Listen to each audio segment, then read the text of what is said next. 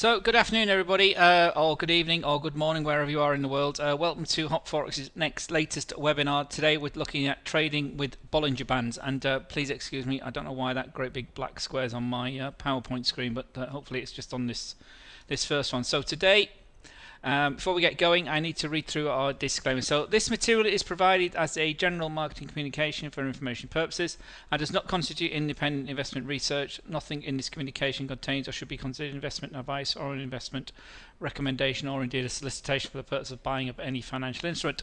All information provided is gathered from reputable sources, and any information containing an indication of past performance is not a guarantee or reliable indicator of future performance. Users acknowledge that any investment, FX and CFD product is characterized by a certain degree of uncertainty and that any investment of this nature involves a high level of risk, for which the users are solely responsible and liable. We assume no liability for any loss arising from any investment made on the information provided in this communication. This communication must not be reproduced or further distributed without our prior written permission. So there you go. That's the excuse me. That's excuse me. That's the admin out of the way. So today we're going to look at Bollinger Bands, what they are, where they came from, who John Bollinger is, different types and different settings, but just like any other indicator, they're simply an indicator. I like them. I've used them for many years. Cedric, yes, of course you can get the recording as you attended this if you can't stay for the whole session. Good for support and resistance, good for obviously their volatility. They're great for trends and they're also great for range trading as well. They get ignored quite often in oscillators and range trading, but they are basically an oscillator, but also good for trends as well, and the slope is quite important as well. And obviously any questions you might have. So oh, there's nothing about me. Oh, I must have missed a slide up, but never mind. Most of you that either know me or don't know me or have heard me before. My name's Stuart. I'm one of the technical analysts here at Hop Forex. I'm here to help, and basically email us at webinars@hopforex.com if there's any issues with any questions I don't answer properly or anything you don't understand. It's always the teacher's fault, not the pupil. So there are no stupid questions. So ask away. I'm here to help. If you're successful, we're successful, and there we go. So Bollinger Bands, they are basically the key thing about them, or the thing they provide, is volatility. And why is volatility important to us as traders? Well, without volatility, you know, the markets don't go up. We need markets to go up or down or sideways in a nice range for us to create opportunities. So volatility is very important. One of the great cries since the crash of 2007 is that the volatility in the forex market in particular has reduced, and it certainly has reduced quite significantly as it's all controlled now significantly by the central banks. So volatility has disappeared, but it's still there and it's still available, and if you can trade it, if you can see it, and that's what Bollinger Bands gives you. It gives you that opportunity. They're an oscillator, so oscillators go up and down. They're bound, you know, they tend to have extensions, oscillators, so that tend to be bounded oscillators, most of them. So they'll have a top and a bottom number, and same with Bollinger Bands. We'll come on to that in a bit more. Three key lines when you're looking at Bollinger Bands is this top line, the upper line, the lower line, and the center line, which is typically at the 20-period simple moving average, is the middle line, the mean, the average. That's what it's all about, and it's all about a very simple statistical technique called the normal distribution. Most numbers are scattered around the mean, the average, and the distribution of numbers around the average is measured by things called standard deviations. And the Bollinger Band typically on its standard setting is set looking at 2 standard deviations from the mean. And the theory of normal distribution in simple statistics terms, or the bell curve, if that's a better phrase for some of you, see a distribution of certain numbers, is that 95% of the things around the mean, around the average, will fall within the 2 standard deviations of the mean. That's what the basics of Bollinger Band is. Sounds a bit dry, but we'll see that on the chart, and it makes it much more simple. So the upper top line, or the top of the Bollinger Band, the top Bollinger Band is relative strength. So the idea is that once we've stretched there, we're 2 standard deviations with the standard setting, away from the mean, away from the average. So the probability is, or the likelihood is, that we're going to turn around if we touch that line. Not always, but quite often we'll turn around. And same at the other end. If we stray 2 standard deviations away from the average, away from the mean, the simple central line, the probability is that we're going to turn around. We're going to get to that version and turn around. And that's the simple, some of the very Bollinger Band in very, very simple 2 or 3 phrases.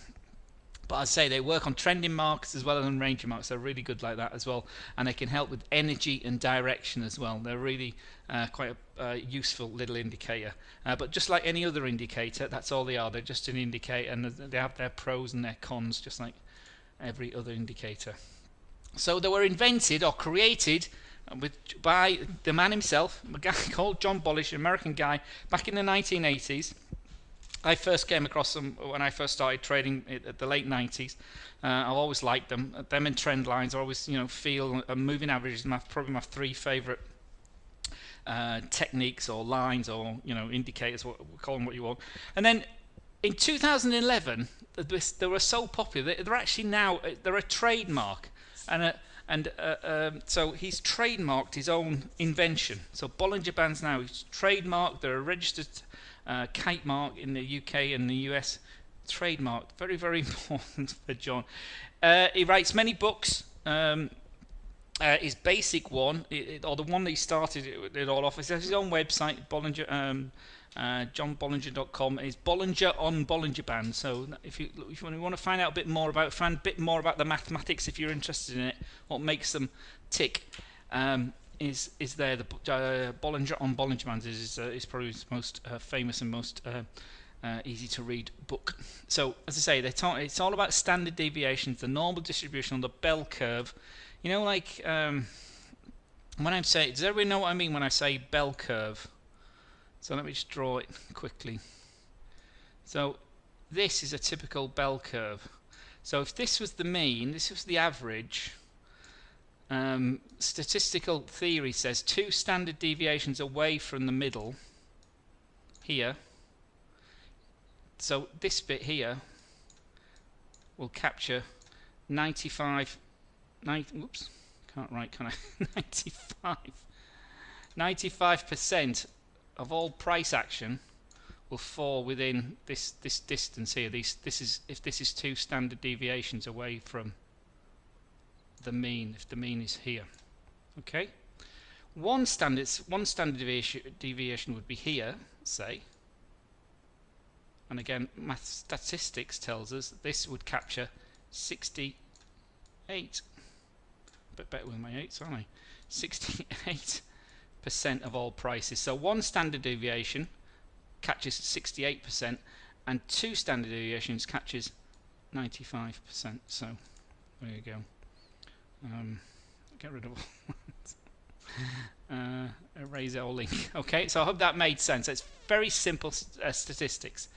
I always like to think of them as like elastic bands. So they stretch and move, they contract and expand as the prices move. So as the prices move up and down, they expand and contract to capture 95% from the mean. So if there's not much volatility and prices aren't moving up and down very much, they're going sideways, the bands, quite naturally, the Bollinger Bands will contract, they'll get narrower just to capture 95% of all the price, because the price isn't moving around very much. If the price is moving a lot, they expand to capture the 95%. So that's why they do this contraction expansion, and it's a great visual interpretation or presentation of the energy of the market. So as the energy as the market as the Bollinger Bands constrict, it's a building up of energy because it's not going anywhere. It's going sideways, and then as they widen, as they expand, the energy expands because the volatility's got bigger, and so we've got movement, we've got a direction, we're going up or we're going down, we're not going sideways. And that's the beauty of Bollinger Bands. Really, really popular and easy to understand because they're a really clear representation of the movement of the price, bounding bounding the price. 95. Remember, 95% of all price should fit within these very elastic, these very movable channels as it tracks across the charts. But as I said at the beginning, just like any other indicator, they are simply an indicator, and they have their weaknesses and their strengths as well. So never ever to be used on their own. What's happened to my indicator pointer? Pointer. Arrow. Right, next one. So here we are. What I've said. So on our MT4 platform, the standard setting, if you click on Bollinger Bands, it gives you a standard capturing 20 periods. So whatever time frame you're on, it captures 20 periods and gives you 2 standard deviations from the mean. So here the green lines here, the upper line is the top line obviously, and the bottom line is the lower line. So here we can see price is positive because we're up at the top of the top end of the Bollinger Bands, and we're going up in a line. So we can see, you know, we could have drawn a nice trend line on there. Bollinger Bands also pointing up nicely. Quite a steep rise there, over 45 degrees. So as I say, 95% of all the prices, 2 standard deviations from the mean. So as you can see on here, as we go across here, you can see the 2 green lines should capture 95% of all the price, and here you can see it's only outside very rarely. Okay, so 95% of the prices fall within the standard deviations. And again, we've got examples of the contraction here as the candles shorten. We've got narrow here, and we're very wide here because there's these big tall candles, so we've got expansion as we go up, and I can't go on more to explain that in a wee bit. Okay, so just to be difficult, my settings, and people are always asking what I said, I actually have them set at 2.5. I don't know why, it's just something I did many years ago and I've just left them there. The actual effort of capturing the extra 2.5% of all prices is it's very, very questionable, some people would say. So my settings are still the 20 period, so basically the last 20 candles added up, what's the average, what's this, how far away are we from the average, and that's how we plot these lines. And the lines now are 2.5 deviations away from this center line. The center line here is this 20 period standard simple moving average, and we'll come on more onto that in a minute, but that's just why I have them set. But the standard out of the box setting that most people use is 20 and 2, and that's fine for many people. Other people tend, you know, the other tweaks that some people do, some people will capture 25 periods, so they'll have 25 periods, 25 days here on the daily, or 25 hours on the hourly, or whatever it is, and 2. But they're very, very typical standings. So it's 20 and 2, or 25 and 2, or 25 and 2.5. They're the very, most people have them in those sort of settings. People that use Bollinger Bands on a regular basis will have it set up like that. The very, very good, or the theory is, they as we touch the top, they should turn around. As we touch the bottom, they should move back up to the center. I'll come on more to that in a minute. So basically, also, like with most oscillators, like with RSI, like with MACD, it's either showing you whether we're overbought or oversold. So we've got here, we're going up, still away from the edge of the deviation, so we've still got lots of energy still there. There we've touched it and we've come back in. So the strong trend here is supported by would have been supported by a trend line, would have been, you know, the Bollinger Bands are pointing up. It's nothing to say get out of this, some big strong candles there, but we eventually touch the outer edges of the Bollinger Band and we tend to slip back down. And I'll come back on to what tends to happen when we do that, but not always. Sometimes you'll see these stuck to the edges of the Bollinger Bands going up, and that, again, that's a different technique. And Jay, I think tomorrow, I think he's got his advanced strategies techniques, and he talks a lot about Bollinger Bands tomorrow, different techniques, different patterns he identifies in the Bollinger Band that's put together. You know, here we have this, you know, they call this the beak of the bird as it's widening open. We'll come on to that in a minute as well. So, sorry, let's just go back to that one. So, good for overbought and oversold as well, and that's the theory. So, touch the top, we should go back down. Touch the bottom, we should go back into the middle. But as you can see here, we stuck to it and we just kept going down and going down. So we turned around. So actually that was a nice downtrend because we were still going down. the Bollinger Band bounce, or the Bolly bounce as it's called. So the idea is, if we get, as I just shown you there, so we get to the top of the Bollinger Band, the theory is we tend to retrace back to the middle. As we hit the bottom of the Bollinger Band, the theory is that we'll retrace back to the middle again, but again, not always. It's not a smooth direction. Here we went up, now we went down before we went back to the middle. Here we hit the top. Here we hit the top. We did actually hit and breach the Bollinger Band, but we didn't go straight back down. We drifted sideways for a long time before we actually got to the middle, before we broke the middle. And the theory is, once we get to the middle, we tend to move to the other limit. So it's like a bouncing ball, bouncing between the extremes of the tunnel, or a laser beam. You know how lasers work in fibre optic cables, light bouncing down a fibre optic cable, bounce from the top to the bottom. So here we've gone up, bounced off the top, got to the bottom, got to the middle, didn't quite break it, tried to have another go, didn't. Once we broke it, eventually, 2 or 3 days later, we actually got to the bottom. But we didn't bounce that time, we stuck to it this time. So it's another technique that you can see while using Bollinger Bands. So that simple theory hasn't worked out. So again, as with lots of indicators, they don't work all the time. It's like anything. So here, we extreme bounce, broke the middle, gone to the other side. But this time we didn't go back, we've gone down the other way. So we've created a trend, but eventually it runs out. And it took a big up candle to change that, but it still didn't have enough energy to get back to the middle. We came back down, but we didn't get as low as the bottom of the Bollinger Band this time. So this time we got to it, but not enough energy to break through to get to the other side this time. It held, this 20 period held, and we fell down again. So the continuing downtrend held there. So it's been a good, and then we down. So, but we still haven't got. We didn't get to the bottom of the Bollinger Band, but we did create a floor there. It was lower than this floor, so it looked like we may be going low, but we didn't. This time we went back through the Bollinger Band. Didn't have enough energy to get all the way to the other side. Came back down. So they're very dynamic. The beauty of them, they're dynamic support and resistance levels, because these are being plotted as the price is moving, capturing 95% of the price movement, the price volatility, remember. So reach the top, we tend to retrace to the middle. Reach the bottom, theory is retrace to the middle. Break the middle, we tend to move to the other limit.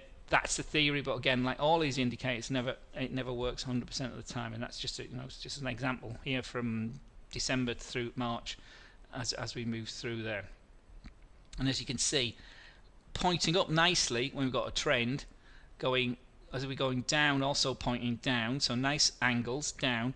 When we went sideways here, you can see horizontal, we've got a floor forming here, so we would have a nice floor through there again, support, support, support, support. So the bottom of the Bollinger Band there providing support, we're not going anywhere.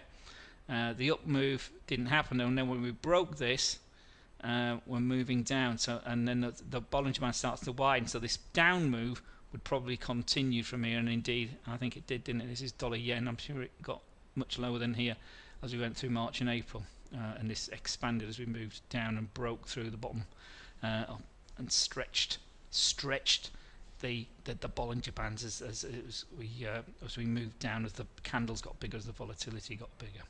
Okay, so as I say, trending above the middle line tends to be positive. This is a technique to use, and I'll come on to you in a minute how I use them. I use the middle line as the key one for me. So trending, in trending markets, if we're above the middle line, that's positive, and we're looking for buy positions. Below the middle line, if we're just using this as a simple flip tool, the middle point as a flip tool, below the middle line tends to be negative. That's a problem. That's what the theory says, and we're looking for sell positions. So you tend to buy when we're above and tend to sell when we're below. So again, that would have kept you the right side, wouldn't it? Occasionally, as it's going sideways, it's not a great tool here. So we would have been great here. We would have kept buying, carry up, and we may as well have sold it if we broke it there. So very simple theory. We could have bought that and just forgot about it until it broke below that. So we'd have got in somewhere down here and got out there. So that would have entered a sell, but we would have been short until we got broke back above this convincingly. So there we had a couple of goes there, not very strong, and we would have been there. So we'd have been short from here and out at that point. So again, that would have been fairly successful trade. Here we might have gone long, but stopped out there because we'd broken through, and that would have been losing trade, wouldn't it? So we're now below. We'd have tried to short that one, but perhaps we wouldn't have taken that, because we can see that the Bollinger Bands, if we were just using the simple theory of the Bollinger Bands, they're now starting to go sideways, so there's not much of a trend anymore. The trend is flattening out, so that would have another failure.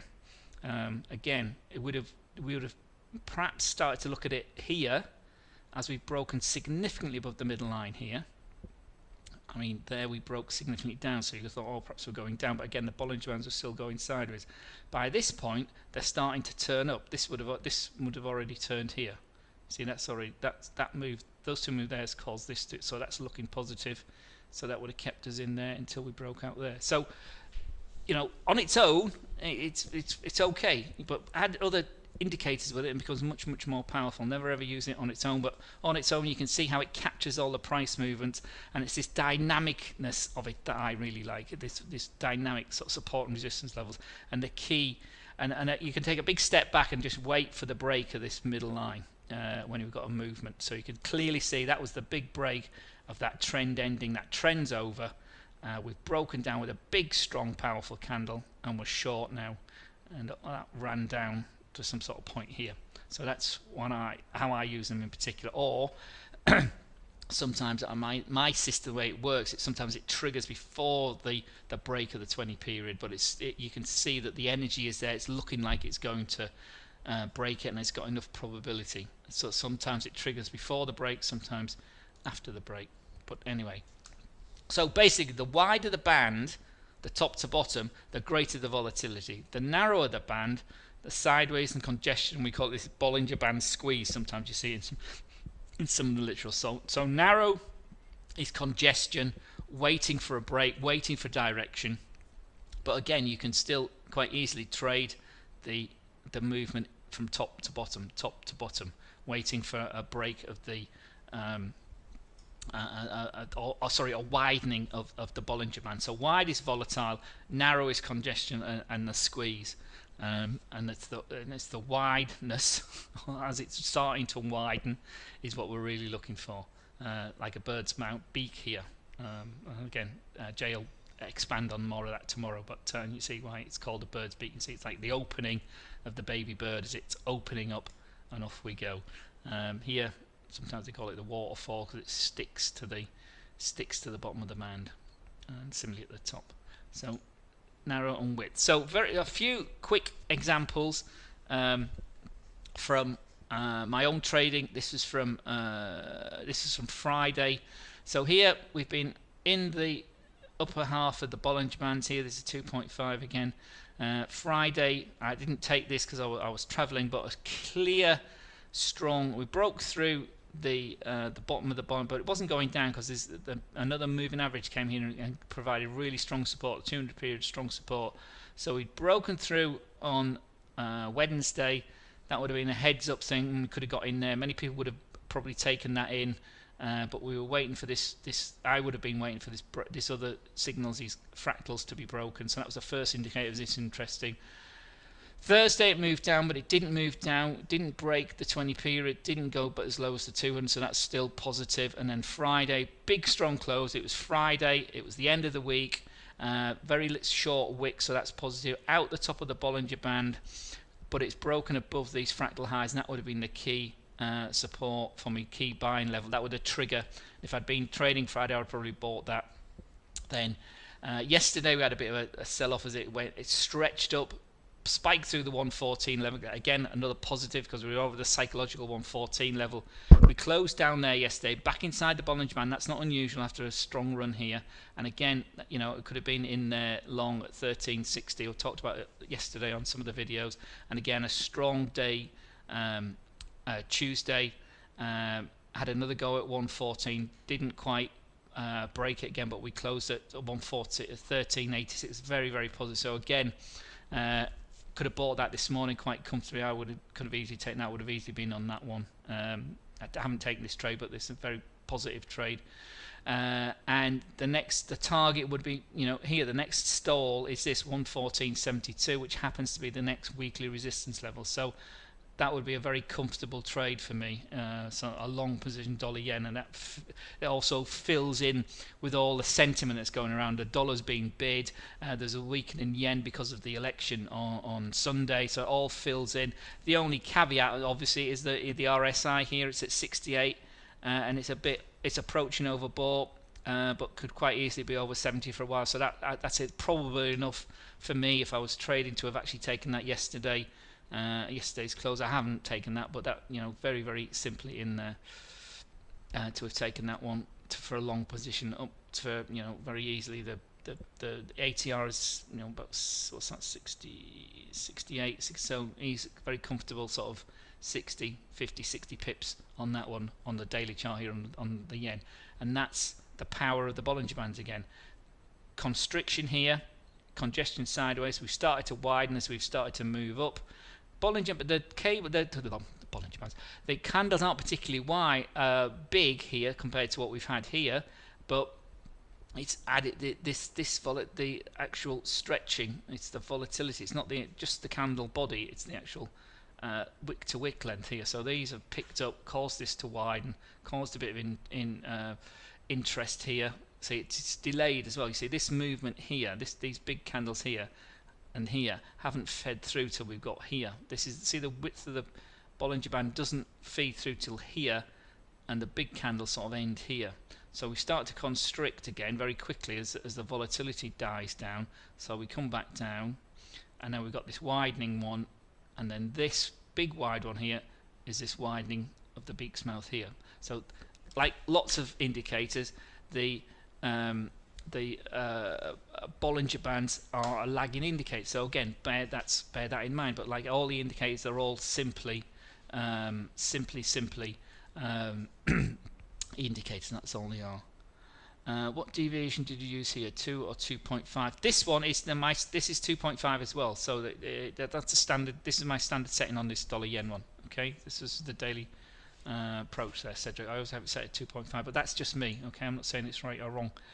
Here, like yesterday, I don't know if any of you here were in the webinar yesterday, but I talked about the Aussie dollar having triggered on my system on Friday. But again, I was traveling, I didn't take it. But again, it's exactly the same here. So we've been in a downtrend under the Bollinger Bands here, constrict sideways, started to move down as we've moved down here. Nice move down under the 20 period here. That would have been an entry here if you were trading simply on the Bollinger Bands. Take it down and out as it's broken back up for here. Couldn't get over, closed over it once, couldn't. Fourth day it finally closed up, but a big down day again on that Friday, back down very strongly. You can't. It's as big. This candle here is as big as that. That would have been my short trigger again on the Aussie dollar. This is all part of the same. The dollar itself picking up. So that was the trigger. We talked about it yesterday. Monday continued down. Yesterday in the webinar, yesterday I was talking about I would probably take this trade depending on how it closes tonight. That was yesterday, Tuesday. I entered that trade here at 77.75, but my trigger for my system was on Friday when I didn't take it. So because this was against the higher trend trade, the monthly was still positive.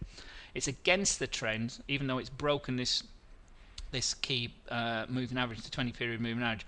My rules say, maximum of 100 pips on when you're against the trend. So the entry was here at 78.15. The target was 100 pips away at 77.15.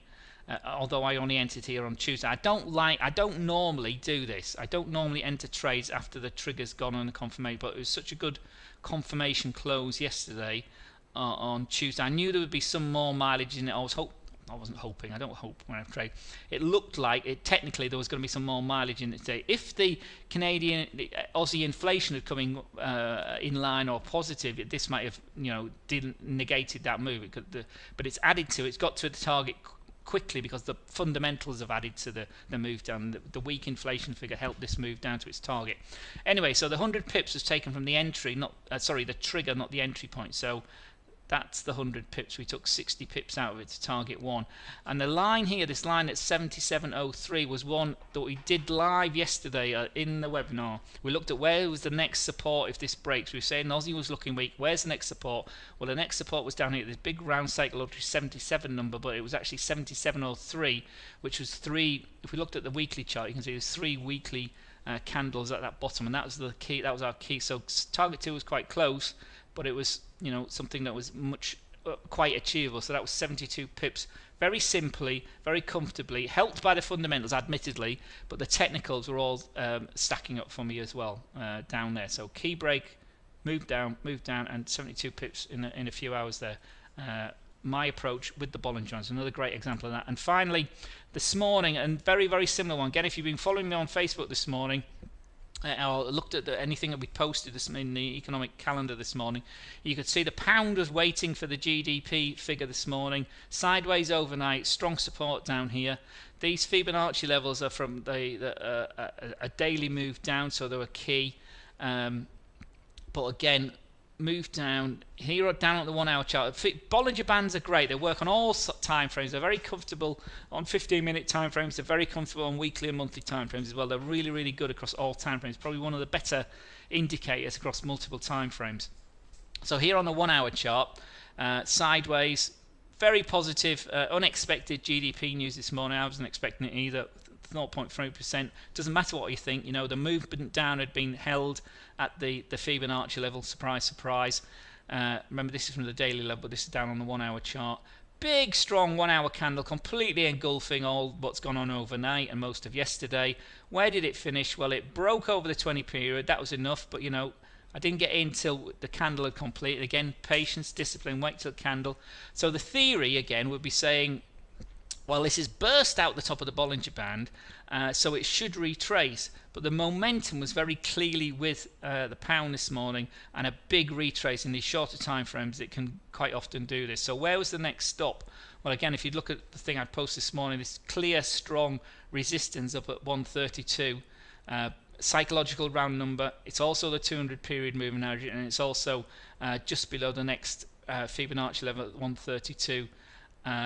15. So my target is quite simply just below the 200 period, a very simple 25 pips there. It's quite a big movement on the 1 hour chart, but because of the energy and the positivity of that news, that candle wasn't going to be the last movement there. I don't know where it is now, but I think it's gone on, you know, it's still held £132. So again, here at the 1 hour chart, another great example of the Bollinger Bands working with fundamental news and just going with that flow, going with that trend, creating a new trend.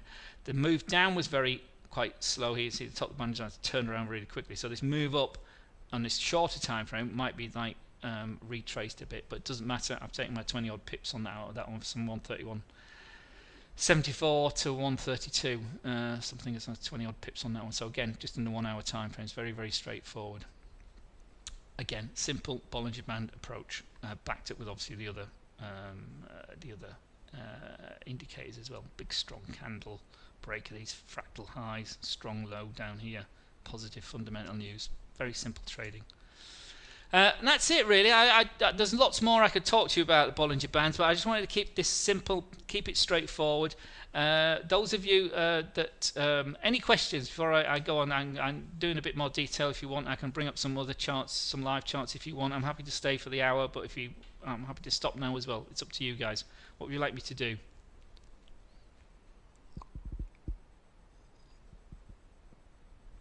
Stunned silence.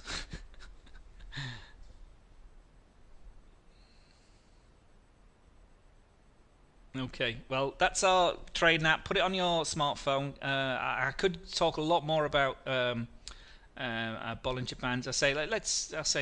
I'm happy to bring the live chart. Let me just bring up my demo chart. Let me just finish the bits, and then we'll bring up some live charts those of you who want to stay.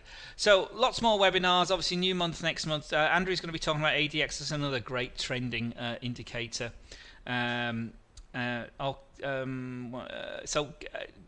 The second, Kay talks in much more detail about Bollinger Bands because he uses it very much in his advanced strategies as well, where he talks about the bird's mouth and the waterfall and other strategies as well. lots of fundamental, talking about news a lot, trading journals and news in November as well. Fibonacci will talk about. Journals are absolutely vital, absolutely important. Write stuff down, let's have a look what's going on. Lots of you are still confused about the news. I'll go through the news again. Lots of different ways of trading in news. You've got to understand the importance of the news, the relative importance of the news. Not all news is equal. Some is much, much more important, and figure out the most important ones. Probably the most important webinar I do, the Mind Games of Trading. This business is very much about psychology, not method, not understanding Bollinger Bands inside out. That won't help you be a successful trader, but understanding yourself has a much, much more significant impact on your solution. Anybody can learn all these techniques, these individual indicators, but knowing yourself is something you've got to do, and accept losing, and treat this very much as a business, and that's how you success, and that's what I talk about a lot in that one as well. Crypto's here to stay, obviously. Blockchain as well. Quick short webinar on that from Blue Sky. More live analysis, and then systems and algo trading at the end of the month, and Ichimoku Renko, another fascinating ancient system from K at the end of the month as well. So a book list, you know, if you're new to trading, somebody's mentioned about the Alexander Trading for a Living book this morning to me. These two ones in bold in black here, you know, Reminiscence of a Stock Operator is probably the best trading book you could ever buy, and this one and Trading in the Zone by Mark Douglas are both now available as PDFs. So if you Google them or Bing them or whatever it is, search for them on the web, you can actually download them as PDFs. You don't even have to buy the book. If you're serious about trading, you know, go and buy the book and immerse yourself in them. 94 years ago this book was written, and it's still by far the most important trading book I've ever read and ever written. Jack Schwager's 3 or 4 books now about market wizards. The first two, the Market Wizards and the New Market Wizards, written back in the 80s. Great books, and you know, these are serious traders, people that take a few $1,000s and turn it into millions, billions in some cases. How do they do it? What sets them apart? And you'll be, you know, it's very simple stuff. It's stuff I say all the time. It's discipline, it's patience, it's having an edge, it's risk management.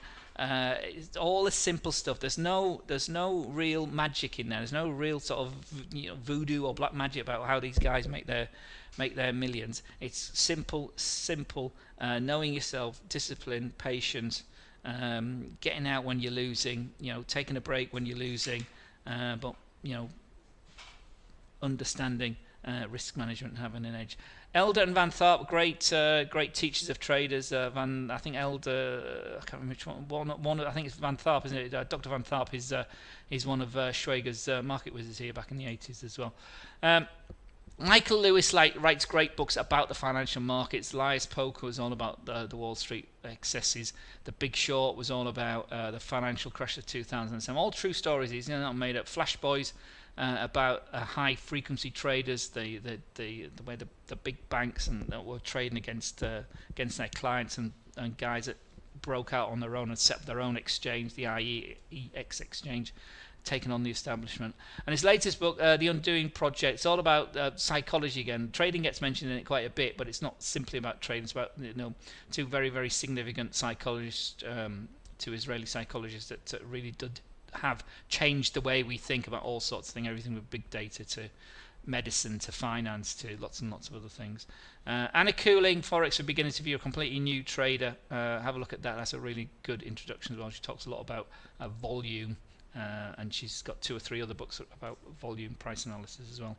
And Nicholas Taleb's The Black Swan. You know, black swans can't happen, but they do. All about probability again, and doing not following the crowd, but all about probability. How reliable is the Bollinger Band? Also, is the overbought zone, why is it still trending upwards after they make a reverse? Well, that tells them that's what happens sometimes. The Bollinger Bands are great. You know, not everybody likes all these indicators. So if you don't feel right, as I say at the beginning, do what's probable, keep it simple, don't overcomplicate things. If for you Bollinger Bands are too complicated, or they don't feel right for you, try and use something else that measures volatility. The ATR is a good measure of volatility as well, but it's just something I always liked. I like the boundingness of them, and the fact that they're quite dynamic. They contract and they expand, so you get a good visual feel of what's actually going on. But just because it's overbought, let me just bring up some examples of that actually, doesn't mean it can't still keep going up, and that's what's happened with lots of the stock markets. Tesla, for instance. Let me, if there aren't any more questions, let me just, what time is it? It's a quarter to, so we've got 10 minutes. Let me bring in some charts here, and I'll show you an example of when we're talking about overbought. But this is, the RSI is a really good example of that. Let me just see if I can find, yeah, this one here, for instance. So here, Tesla, the overbought. So here, it's nice, clear, nice, strong Bollinger Band, nice and clear. We're going up. This is the US. This is the S&P 500, the USA 500. So it's suggesting it's getting a bit overbought here because it was touched it, and it has come back down, but it hasn't retraced to that because we're in a strong uptrend. The uptrend has kept going. So here, the RSI down here, for instance, is another good example of. I can't try that. Is another good example of an oscillator, RSI. So anything over 70, it should go down. Anything under 30, it should go up. But here, as you can see, all of October, the RSI here, this line here, it's been over 70. So the theory said it should come down. Well, it didn't. It went all the way up here. You can see that. 85 it touched at one point a couple of days ago. Bollinger Bands are great for those trading decision chains. That's what I'm saying. So how I use them is I'm waiting for a break of the 20 period. So so again, broke above, we're long, broke below, down. That didn't get over it. I'm still short, but it's gone against, and I already stopped out there. So that would have been a losing one if I just used that if I just used the middle point. But there's we've broken up. I'd bought it there because it's back over the 20 period quite strongly. So I'd bought it there. If you hadn't done anything else, nice strong trend. The other thing about Bollinger Bands is when they're going sideways like this, horizontal, the market tends to be going horizontal. So as they're going sideways, you can see we're just going up and down. We're not actually, there's no trend there. But when the trend breaks, which started there, retraced, that was the big start of the trend there, we get this nice movement up as well. So the trend, your friend, and then the 20 period here is your support. So there's quite a strong, as you can see here again, never use them on their own, but as you can see that the midpoint, the 20 period moving average here, is providing, that's perhaps your support. On Thursday went all the way down there, so that might be a break of that, and that's is a key area. But there's those two other areas there, so that's a nice support zone. That if you're long, you'd have this as your support zone going forward. So if it retraces back into this zone here, it might start saying, oh, we might be rolling over. We might have topped out here at this double top here, this tweezer top here, just a pip or two short of my target of 25.80. But we may not as well, because we've still got this support here, and we're still a long way from this here. And now we've come back down. We're not that over, but we're still at 71. We're still overbought, so it's still looking stretched. The fundamentals are still suggesting that the stock markets are stretched, but the technicals, the charts are still saying this is a buy. This is in a strong uptrend. I'm not saying get in now. I mean, it's perhaps, is it too late to buy? Well, at the moment, yes, because we've had that run up, we've come back down. Then maybe if this runs down here and it doesn't break this sort of zone here, again, that could be a buying opportunity to go back long again. Okay. I saw many broken horizontal lines on your chart. What are those lines? Are you talking about these lines here, Chendo? These are old trade positions. This is a position I took on the 1st of October. I took a long position here at 25.20. This was a key level. That's why it's green, because it's psychological. It's 2500. This is my stop loss here at 24.60 in red. And my first target is here 25.80, and this is a long-term position into the end of the year. And my second target is up here at 26.30. So again, that's a trade that's on. I've just forgotten about it. Okay, that's what those lines after the other lines you talk. This is the key. That's another key one that I like. The 200 period moving average. Can we have a look at gold and apply the Bollinger Bands? Certainly. We've got time, so I'm not going to run over today because it's not really a trading one. But let me just show you how the gold chart fits into that. Somebody asked about Aussie before gold.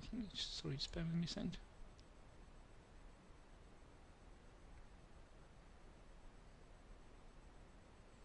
Yes, sorry, Justin asked about Aussie, so I thought somebody said before gold. So Justin, here's the Australian position again. Is this what you're after? So sorry, I did not show. Yes, this is what I showed you on the chart, didn't I? So again, this is just what we've showed. The trigger was here. I entered here on Tuesday, and the target was here. And sorry, let me show you why that target 2 there, as we showed yesterday. This one here, this 77.03. Again, nice psychological number. It was. We looked at it yesterday because it was this level here from here. It was all this second blue lines all the way through here. These lines here, these line here, also at 73. So we've pushed that. We've pushed that down to that. So now we're down here. There's a bit of congestion here. So there's a bit of support at this level. A, it's the psychological level, 77.000, nice round number. And B, there's lots of other charts. So we could go even lower, couldn't we? Because this is what's this? This is the weekly. So we were, we could easily get down to 76.85 here. So a bit lower down still on the weekly. The daily is that's that last support there. So there, and the next dip down is into this area here, isn't it? Next support is around there at 76. There was another 100 pips potentially. As it went up very quickly here, it could easily come down very quickly. So Aussie dollar very weak, but I've taken my 72 pips out of that at the moment. I'll have a look at that again. Is it worth re-entering? I don't know. Is the risk reward still? I don't know, because we've got this level at 77 at the moment. 76.80 on the daily as well. That's the next level there, and then down to this congestion level here at 76. So very weak. Hope that answered your question, Justin. Gold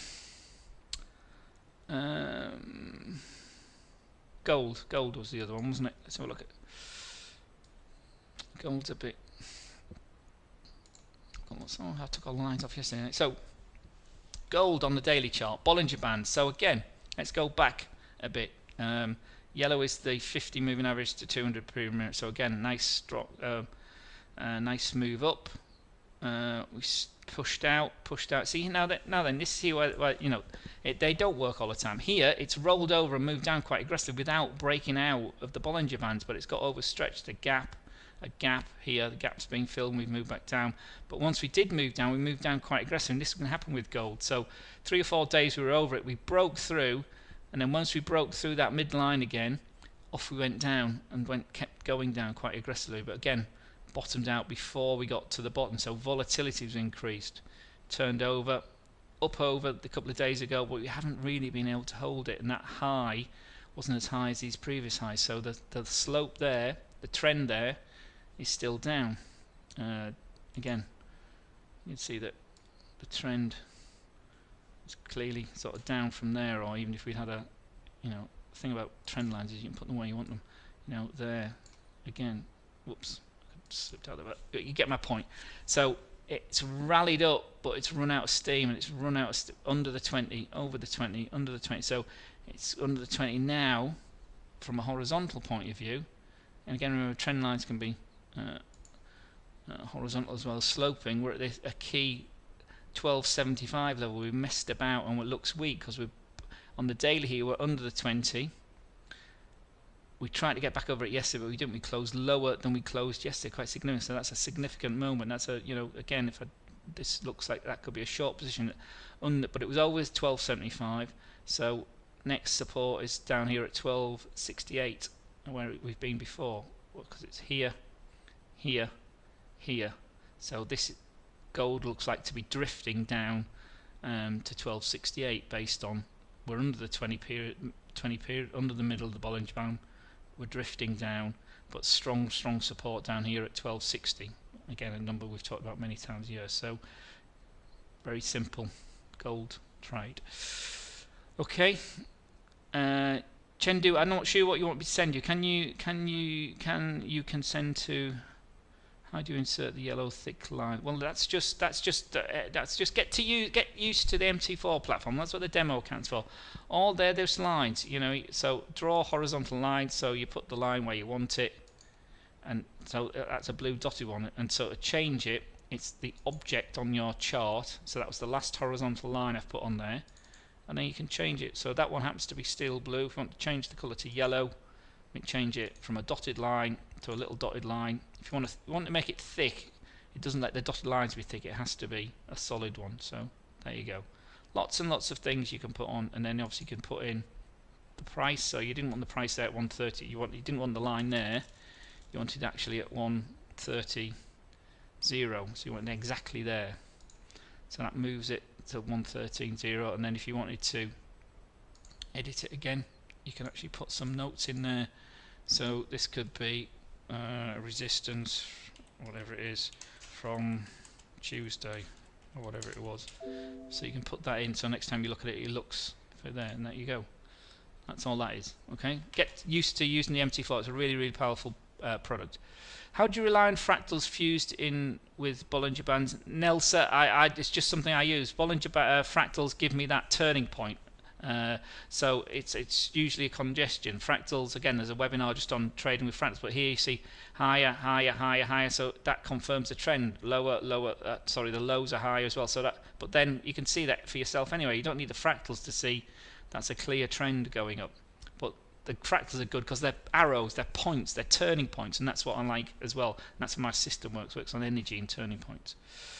Yes, Fortune. Most of my personal trading with my own personal money on my trading platform at home is done on the daily time frames. I obviously I have a system that works on the hour time frame, and I have a system that works on the daily 4-hour time frames as well. Very, very similar, but it's all to do with moving ATRs for targets and support.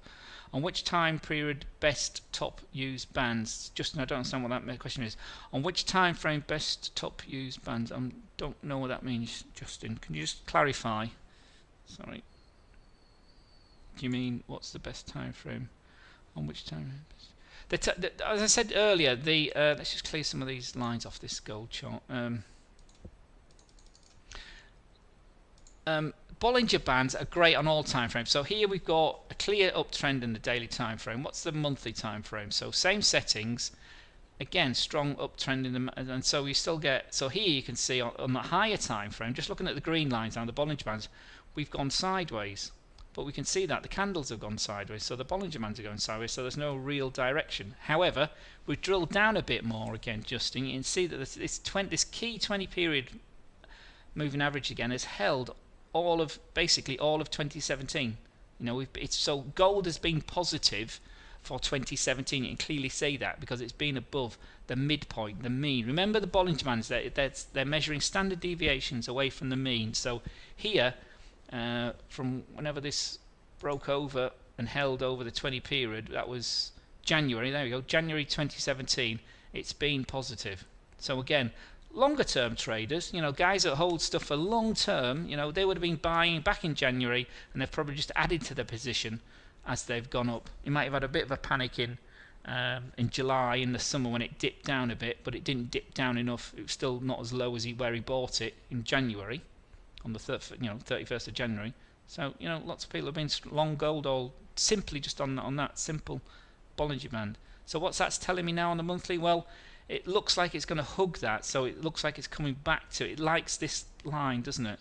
It's come back to it, but it's over this other yellow one. The yellow one here is the, is that the 50 or the, I don't know what's on this chart. The yellow one here is the 50, so we're above that as well now. We're under that a couple of months earlier in the year. We've been even above that as well. 20 crossed above, that was positive, so we went all the way up to 13. The high earlier this year was 1336 or something, wasn't it, or 1365 or something it was, wasn't it? So still fairly positive, but the support is here at the big fat round 1300. So gold remains positive into the year end. Simple as that. Okay, good. Justin, I'm glad that makes sense. And again, I say that one of the key things about bond, let's take it right to the other extreme now, let's take it down to the 5-minute chart, is that they work, obviously the shorter the time frame, the more volatile it is and more moving about, but they do work even on these shorter time frames here. So let's have a look here. So even on this 1 5 minute time frame, it's held. So we've broke over there. So what's this? This is gold on the 5 minute chart. So here we dipped under, but not very much. You know, we've been fairly positive all morning, haven't we? Or since 1:30 all morning. I'm saying since I've been talking, or before the webinar, gold's been fairly positive because we've been over the Bollinger 20 period. We dipped down for 10 minutes, and for the last 5, 10, 15, 20, 25, 30, 35 minutes we've been over the 20 period. That still looks positive. Bit long spikes, no bit of resistance there. You can see we've hit resistance there. Even in these lower time frames, we still can put on support and resistance. So 12, 30, 73, 61 is resistance on the 5 minute time frame to going higher for gold. Next resistance would be here, 12, 73, 78, and then the next one would be here, 12, 74, 15, something like that, the top of this one. So clearly still positive until it breaks back through here. But again, this slower time frame, the green one here, has finally broken over this yellow one. Again, that's positive. So it's the 50 period moving average, positive there, and off we went all the way up there. So, you know, the short time frames, guys, would have rallied that from here as we broke at 73.20. Well, they probably didn't hold it right to the top, but you know, they've had a good $1 move on that, $1.50 move on that. They're great things, Bollinger Bands. I really like them. They're quite simple, and I like that. This is what I really like. This idea of this flexible dynamic, if you like, support and resistance as it contracts, expands, contracts, expands, and they're really good across all time frames as well. So I'm going to call it a day there now. The hour's up. So thank you for your time. And thank you for attending. Next week, more live analysis on Tuesday. We'll look at obviously some more charts. Anything you didn't understand, please email me at webinars@hotforex.com. Friend me on Facebook at Stuart Forex Cowell. That's our analysis forex Facebook page. All the stuff we write down is on the analysis page, so analysis.hotforex.com. And let me just double check where everybody makes sure you know where we are on the web now, because our standard page is lots and lots on there now. So this is the standard home page, okay, and we are the education is all the videos, the ebooks, and the live webinars. But we are here under tools. We should put us under education as well. So Hot Forex exclusive analysis. That's where our analysis is. That's where our videos go.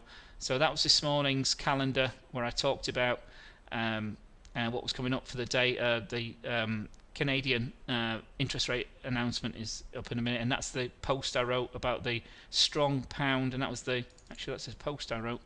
And so you could see, well, what you could see then when this candle was forming. Obviously this is the 11 o'clock one. It didn't finish. We didn't get until about up here, but you could see that the target was clearly here because of this 50 period, as I said before, the 50 period Fibonacci from the higher time frame, daily time frame here on the 1 hour chart, and the psychological 132. So that was the little trade we taken earlier, based on this big lump up here, break of these fractals, break of the Bollinger Band, a big turnaround as we are anticipating this move up. So that was you know, the note I wrote on the 1 hour chart earlier. So do have a look at our analysis page. It's all on there. Videos from yesterday. We do 2 videos. I'll do a video later on this afternoon, and you know, there's lots and lots of stuff on there. All our ideas, our trades are on there. Our trades are all talked about in the webinars as well. So again, thank you very much. I will see you all tomorrow's with Jay. I've forgotten what he's talking about tomorrow, but join Jay tomorrow. It's a bit later tomorrow, and join me on Tuesday. So have a great weekend, and all the best, everybody. Take care. Thank you for your time. Bye bye.